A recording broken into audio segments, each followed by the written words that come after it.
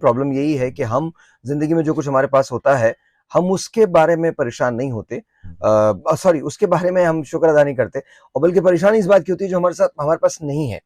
फिर ऑब्वियसली हमारी जो परसेप्शंस हैं जिंदगी के बारे में वो बड़ी तब्दील होती हैं। हम ये समझते हैं कि शायद हर चीज हमेशा रहने वाली है, कामयाबी है तो वो हमेशा रहेगी, नाकामी है तो वो बस कभी खत्म ही नहीं होगी, आज अगर प्रॉब्लम है तो ये हमेशा प्रॉब्लम रहने वाला है। ऐसा कुछ भी नहीं होता। लाइफ के अंदर कामयाबी भी आर्जी है और नाकामी भी आर्जी है। मैं आपको छोटी सी एक बात बताता हूँ। जैसे आज मैंने, अच्छा, हम ना थोड़ा सा चीजों को उसके अपने एक्चुअल पैराए में नहीं देखते, for whatever reason is. So understand this. At the end of the day, this is how life is. This is what's you know what is applicable to everyone. और ये सिर्फ मैं नहीं कहता, पूरी दुनिया के जितने बड़े बड़े लोग हैं वो कहते हैं। मैं आपको छोटी सी एक मिसाल देता हूँ, बड़ी स्ट्रेंज मिसाल है बट मैं दे रहा हूँ। मैं नील डिग्रास टाइसन, वो लोग जो इस नाम को जानते हैं उनको तो पता ही है। He is the most decorated astrophysicist in the world. He is the most decorated right now. ठीक है। नाउ जाहिर है वो बहुत बड़े आदमी हैं, और उनकी रिसर्च बहुत है और उनका इल्म बहुत है, कोई शक नहीं है इसके अंदर। तो किसी ने उनसे एक इंटरव्यू में पूछा कि ये जो निकोला टेस्ला है इसके बारे में आप क्या कहते हैं। अच्छा, नील डिग्रास टाइसन ने कहा कि यू नो टेस्ला को अगर लोग कहते हैं कि उसका मकाम नहीं दिया गया तो वो गलत कहते हैं। और ये जो टेस्ला के फैंस हैं, जो टेस्ला फैन क्लब है, उन्होंने इसको थोड़ा सा, मुझे स्लाइटली ड्रैगेटोरी लगा कि उस लहजे में यूज किया। अच्छा, तो वो जो उन फैन क्लब्स को मैं बताना चाहता हूँ कि अभी याद रखिए कि टेस्ला जो है उसको बड़ा मकाम दिया गया है एंड ऑल दैट, और कुछ गलतियां उनकी भी थी, और उनकी बहुत सारी चीज़ें जो उस वक्त हम कह रहे थे वो एप्लीकेबल नहीं होंगी। जैसे कि एनर्जी से हम कितनी चीज़ें ड्रॉ कर लेंगे, हम हवा से कितनी बिजली पैदा कर लेंगे एंड ऑल दैट। बहुत सारी चीज़ें उन्होंने की इसमें ना। तो I am not saying is right और रॉन्ग, अंडरस्टैंड कीजिएगा। I am not saying is right और रॉन्ग। ये उनका एक परसेप्शन है जो किसकी वजह से बिल्ड हुआ है। वो टेस्ला की वजह से बिल्ड नहीं हुआ, याद रखिएगा, because when Tesla was there he wasn't. तो अंडरस्टैंड कीजिएगा।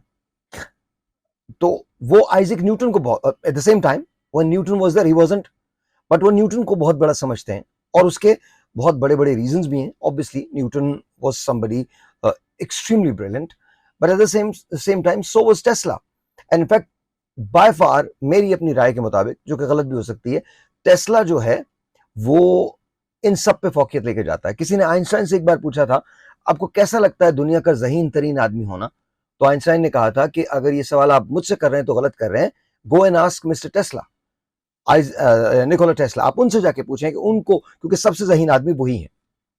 अच्छा, ये बहुत बड़े बड़े लोग हैं, Isaac Newton, Einstein, Nikola Tesla, Neil deGrasse Tyson, Michio Kaku, whatever. But here's my question.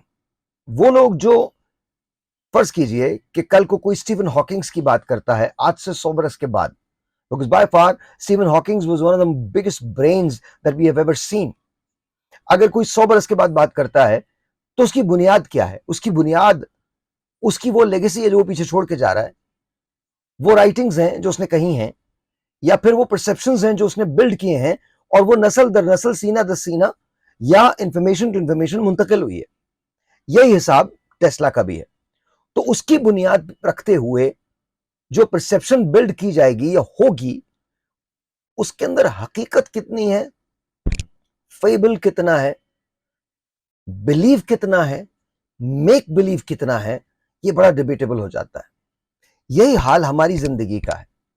कुछ के लिए निकोला टेस्ला दुनिया का सबसे बड़ा साइंटिस्ट हो सकता है, कुछ के लिए वो कुछ भी नहीं है, कुछ के लिए आइजैक न्यूटन से बेहतर कोई नहीं है, और कुछ के लिए आइंस्टाइन दुनिया का सबसे बड़ा साइंटिस्ट है, कुछ के लिए स्टीफन हॉकिंग्स बड़ा है। इमेजिन करें कि हम जब पाकिस्तानी ग्रेट्स की बात करते हैं, अब ये बात शायद हो सकता है बहुत सारे लोगों को थोड़ी स्ट्रेंज लगे, लेकिन ये बात मैंने इमरान खान साहब का एक इंटरव्यू देखा जो क्रिकेट पे कर रहे थे, और उनसे किसी ने पूछा कि आपके ख्याल में बड़े प्लेयर्स कौन कौन से हैं, जिसके अंदर सचिन भी थे, सोनल गावस्कर भी थे बैट्समैन के लिहाज से।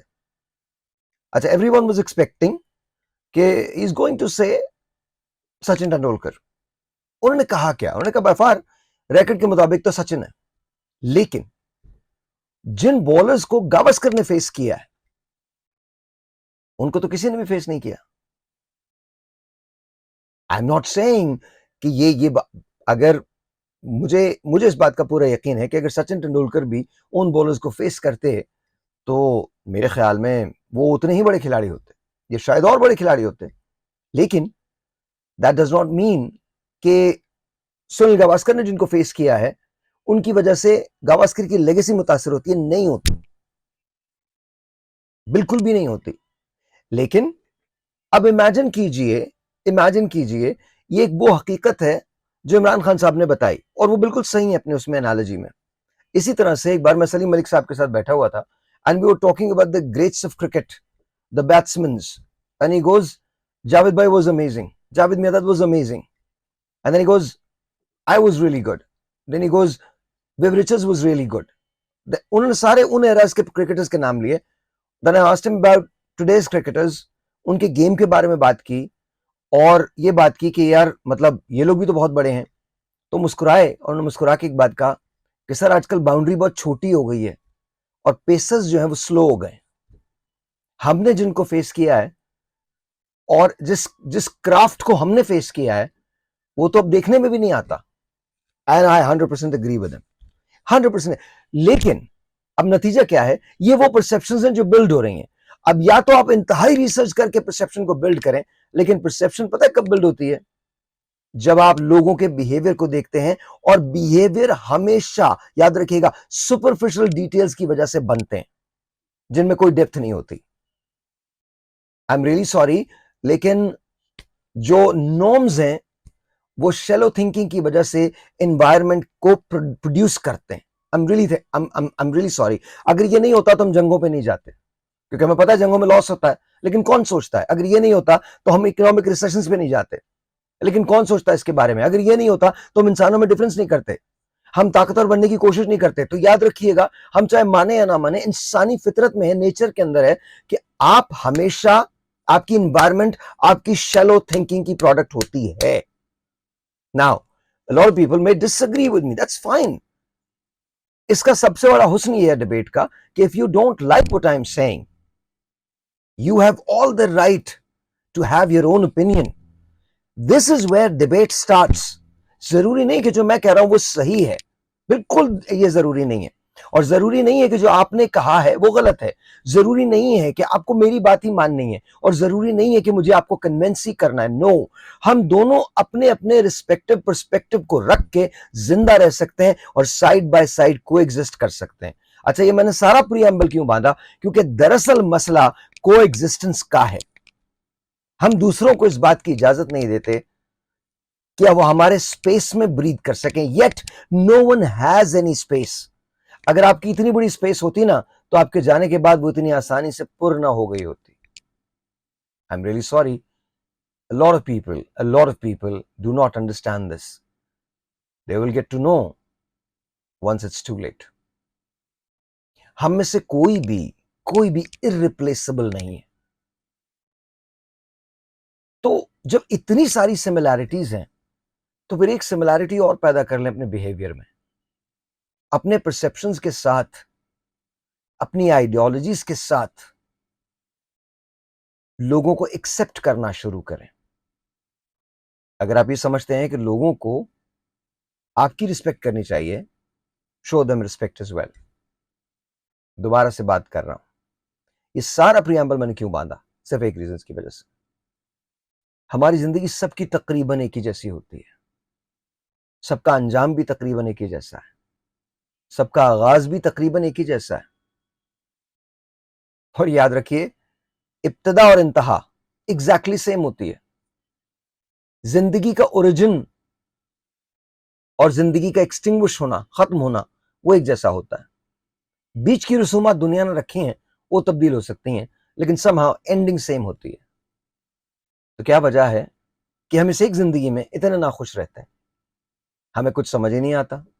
हम कहने को कह देते हैं अल्लाह ताला का बड़ा करम है, बहुत खुश है, लेकिन हम इस पर बिलीव करते हैं? नहीं। अक्सरियत तो नहीं करती, मुझे नहीं पता, बहुत सारे लोग हो सकता है करते भी हों, किसी के अंदर आप दिल के नहीं झांक सकते।